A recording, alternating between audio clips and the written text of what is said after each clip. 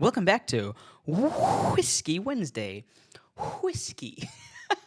Recently, I've been seeing this video pop up called Satan's Guide to the Bible. Boy, oh boy, do we have a lot to talk about. I watched it, and I decided to break it up as best as I could and give my response to these points, because the stuff in this video is like, what? It's kind of crazy. If you haven't seen it, it's pretty messed up. Production's beautiful, I will say. Whoever animated that, it looks great. Good on you. But also your points are whack. Whack-a-mole. So the first point they make is that the Israelites never lived in Egypt. And if that's not true, that would be a pretty ugly hole into the Bible. Blast a pretty big hole. So here we go.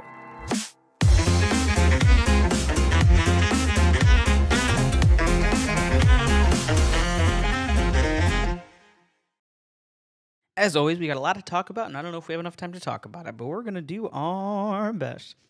Real quick, I thought it was funny. Last episode, I thought I was talking a lot faster than I actually was.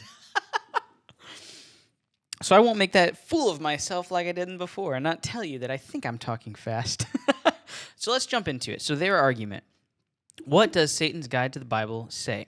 The video presents an argument from Dr. Ronald Hendel, who is a professor at UC Berkeley. Side point, the video keeps saying, what do biblical scholars say? But they really only present the info from this one guy on the topic. So it really should be amended to, what does Dr. Hendel think? Just a side point, just letting you know. Just a little, maybe put like an asterisk or, whatever. Don't want you to lose all your views. I do, but that's mean. That's mean. So his argument is that, and I quote, there's no archaeological evidence that would support an idea of a historical. You can tell the guy is a writer, not a speaker, because it should be an historical. Verbally, it flows better than a historical. Or yeah, you know what I mean. There's no archaeological evidence that would support an idea of a historical large-scale exodus from Egypt. In early Israelite settlements, there was no Egyptian influence on their pottery forms, on the architecture, on the material culture, the daily lives, etc. He goes on to say that they continually lived in Canaan. All right, there's a lot to unpack there. And disclaimer, just so everybody knows, history and archaeology is a bit out of my element. That's not something that I spend all of my time looking into. I'm not an archaeologist. I'm not a historian. I'm barely a theologian. I'm a guy who likes to read the Bible. That's what it is. But I wanted to at least see, what I was able to find with a bit of my own research on this. And that disclaimer is really helpful because if I'm wrong, you guys have to be nice to me. And please be nice. Whether you agree or disagree. If you agree with me, why would you be mean? Interesting questions. So my goal in this is to see if there's any archaeological evidence, because this guy said there's 0% archaeological evidence. I would like to see if there is any evidence to support the idea of Israel living in Egypt, because according to this guy, it's non-existent. So if we're able to find anything that even points to it, that's called evidence. Then, sorry, Buster, you got to work on your statements. So let's begin our journey with what the Bible says. So I think a big question, this is where I really want to focus on this idea, is how did the Israelites even get to Egypt? How did they get to live in Egypt, according to the Bible? And we'll go on from this. The video also mentions, as we saw in this, that the Exodus never happened, but that topic is for another day, like I said. For our sake, we're just going to be looking at the starting point. So, what does the Bible say? So let's give an overview, because it came through the man. Our journey begins here with Joseph, a very familiar name.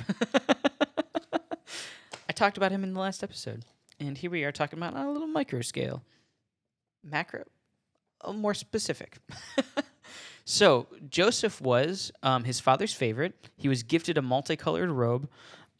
He was sold into slavery by his brothers, sent to prison on false charges, interprets Pharaoh's dreams, rises to governor of Egypt, saves Egypt and his family from a huge famine, 7-year famine, settles in the land of Goshen, the land of Ramses, dies in Egypt, but makes the sons of Israel swear an oath to carry his bones to the promised land. I think that's the basics. Really bullet point form. So, Joseph who? So in this, there is that question of, was Joseph a real person? Some people say no. Some people say Moses wasn't even a real person. Another topic, another time. Calm yourself, Paul. So is there any evidence to support Joseph? Because, being the governor of Egypt is a pretty big role. It's a pretty big place to go. And so is there any evidence that would suggest that he was in that role or ever existed? Any evidence that points to him? And the short answer to that is maybe. You hate that, don't you? But at least it's maybe. This guy, I'm pointing to nobody. Dr. Hendel says, no, there's zero evidence. So, well, let me just burst that bubble real quick right now. There is some evidence. Is it foolproof? No, but that's why it's called evidence. If it's foolproof, we wouldn't be having this conversation. But yet here we are. So there are a lot of theories based on a lot of archaeological findings about just kind of that time in Egypt in general. So there is an argument, and a lot of people say no, this is a horrible argument, but I don't know. For me, there's a lot to point to this, and that's why I'm bringing this up. So there is an argument that Joseph was the first Hyksos, Hyksos. I don't know if I'm pronouncing any of these right. There's going to be a lot of Hebrew, Egyptian, those kinds of names in here. I'm probably saying all of them wrong. Just letting you know. A couple Greek ones here too. Ruler Salatis. Let's go with Salatis. That sounds nice. Written by Manetho.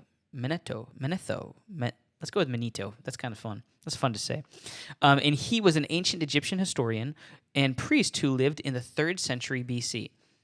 So unfortunately, a lot of his original writings are lost. We do no longer have them. And we primarily know about them through later historians such as Josephus, an ancient Jewish historian. So already, and let me just say this up front, I'll probably say this again later. This is kind of the truth for ancient history, and especially when it comes to Egyptians and stuff. This guy, it's like we're learning about some of these Egyptian life, Egyptian people, and we're learning about that from a guy who wrote about people who wrote about that, but from a guy who wrote about stuff. You know what I mean? It's a little confusing. It's a little convoluted. Nothing, let me just say it up front, nothing is certain. For us to say, oh, there's nothing of this, we don't know. Nothing is certain because we don't have anything certain. That's just how it works. Or that's how it is working right now. So there is decent evidence, in my opinion, that could point to the Hyksos being the Israelites. So let me give a couple of those. So the Hyksos were the shepherd kings. That's kind of one of the meanings from that, who are foreigners that, according to Manetho, invaded Egypt from Canaan and ruled the land of Goshen, or Avaris, which is the city that Ramses' city was built on top of. So Goshen is what the Bible calls it, how it's known there biblically. Avaris is how they would have called it, what they would have called it, and it was built and then taken out, and then Ramses' city was built on top of that. Kind of interesting. So they were eventually deposed around the beginning of the 18th dynasty and driven out of Egypt around 1550 BC. The rulers or officials of the Hyksos have incredible parallels to the biblical characters that we know as well. For example, and also note, we don't know much about these rulers, the Hyksos rulers, their order or actual position. There's just a lot of uncertainty there. And this is where I'm going to really mess up some names here. Yaqub Har is the exact transliteration of the Semitic name Jacob. We know Jacob. That's a little familiar. Sakihar, which means reward, is a close parallel to Jacob's son Issachar, which means there is a reward. I think we're 2 for 2 so far. That's pretty coincidental, in my opinion. But don't worry, it gets crazier. One of the other rulers, Benoni, is another ruler recorded by Manito, and this would have been known to us as the guy called Benjamin, Joseph's only full brother. The youngest of Jacob's 12 sons. We see him at the end when they're doing the whole trade thing, and Joseph frames his brothers. Just shenanigans amongst siblings. That's what happens when you have 12 boys. So that sounds like a stretch, right? You're like, Benoni, Benjamin, maybe, but no. Okay, let's read a little bit closer, shall we? It's not as much of a stretch as that we actually think. And the reason for this is Genesis 35:18. It reveals that Benjamin actually has 2 names. Huh? So Benjamin, that's what his father called him, but his mother called him Benoni. Oh, ding, ding, ding, ding, ding, ding, ding, ding, ding. But wait, you're like, but Joseph, hello. The first ruler you said was Salitis. And that's how it was recorded by Manito. So like, oof, we're done. We sunk. The ship sailed. It hasn't sailed. It's sunk. Well, not exactly. So here's something that's very interesting. So the word that is translated governor in Genesis 42:6 is salit. Huh? That's very fascinating. So on top of that, Salitis was also recorded to have collected corn from all areas of Egypt. And that is what Joseph did to prepare for the 7 years of famine.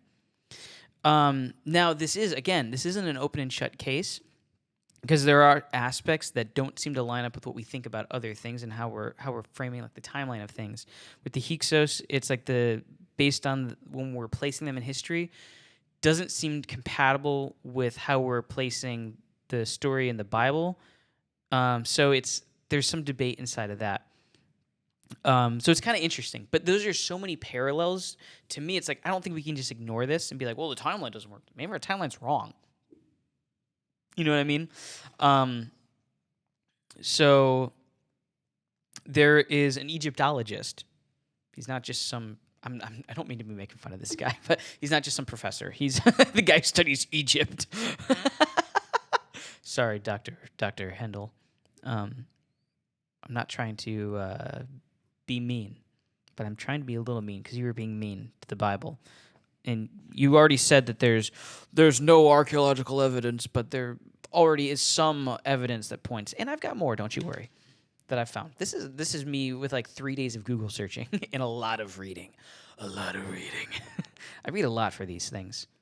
In case you think I just watch YouTube, I actually do read. A lot of stuff that I'm too dumb to actually understand. And I poke fun at myself. So Egyptologist Dr. David Roll talks about a tomb in a palace that is potentially linked to Joseph. So at the end of the 12th dynasty in Egypt, around 1850 BC till 1800 BC, there's always a range because we don't know for sure. And even then, do we really know for sure? There was a Canaanite-style house that appeared on the eastern delta of the Nile.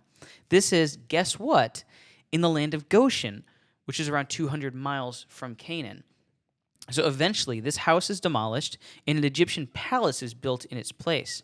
However, archaeologists have determined that the occupant of that was not an Egyptian of that palace. The palace has courtyards, a robing room, audience chambers, the whole 9 yards. So this is clearly someone that was important. And Dr. David Roll states that typically a place like this was given in recognition for what someone had done for the state, in this case, Egypt, what he had done for Egypt. And on the palace portico, there are 12 pillars. Also, in the palace gardens, there are 12 graves. How many sons did Jacob have again? We just said it. 12. Oh, that's interesting. That one, it's like, okay, so far, a little coincidental. That's fair. So, one of these graves, though, stands out from the rest because it's pyramid shaped, something that was reserved only for royalty at the time. And that alone, let me just say, this just hit me now. I'm just like, man, you think about that. So Jacob had 12 sons, and one of them stood out from the rest because he was his favorite, but he had a coat of many colors. And here we see 12 graves, and one of them stands out because it's different than the rest. It gets a fancier burial, a pyramid. Already, it's like, man, that's fascinating. That's a really cool tie-in. So inside the tomb's chapel, it gets crazy, don't you worry. Inside the tomb's chapel is a giant statue of a man with red hair and yellow skin, which is how the Egyptians would depict northerners, including Syrians. That's in like the land of Canaan. Canaan's part of that, that land in the Levant. The Levant, I think that's what it is. And he was holding a throw stick across his chest, identifying him as a government official. Joseph was who? Governor. That's a government official. Also, on the statue's shoulder, there's faded remains of red, blue, and gold paint that form a multicolored robe. He was the coat of how many colors? Many colors. Multicolored robes. That's just fascinating. So when the tomb was excavated, there was no evidence. This gets wild. Absolutely bonkers. When the tomb was excavated, there was no evidence of bones found anywhere. Now, that's not something of interest for a grave robber. Even Frankenstein, he's like, I don't want the bones. Frankenstein was the doctor. Just making sure I was right.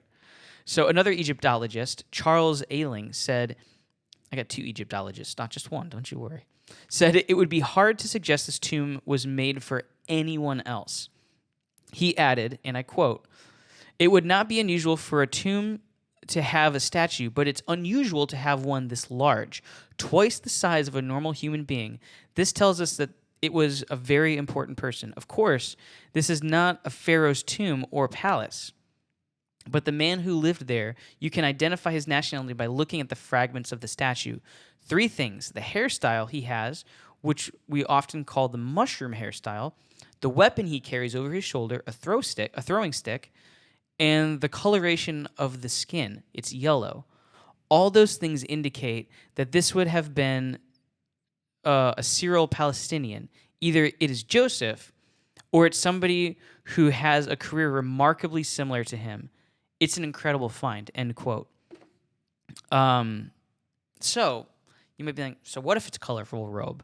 There's a lot of other things in there that's just like, the reason I bring that up because I saw someone say that. They're like, so what? Colorful robes were everywhere. It's like, were they at the time?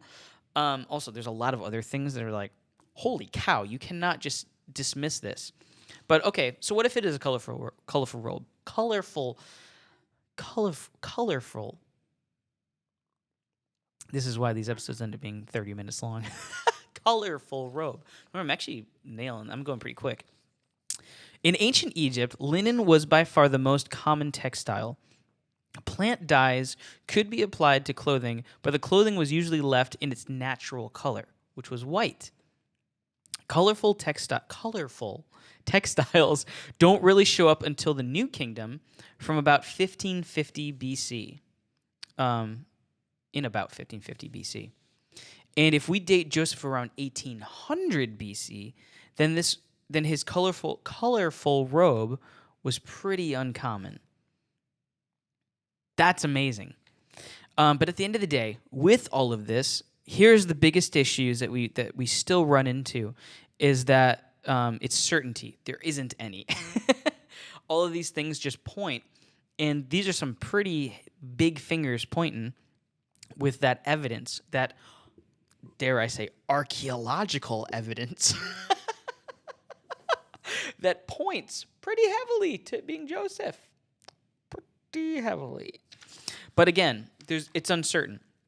Archaeology, and this is another thing, for me and against me, for Dr. Hendel and against Dr. Hendel, archaeology cannot tell the whole story by itself.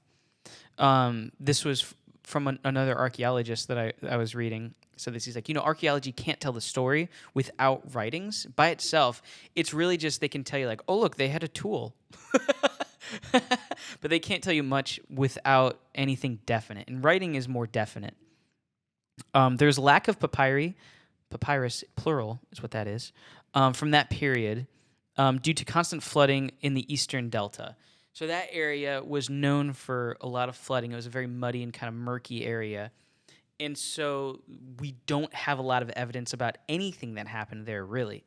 That's part of the reason why even like the Hyksos, we don't really know very much about them, because there's nothing really there. It's kind of crazy. And the other thing about it too is with Egyptian history, it's pretty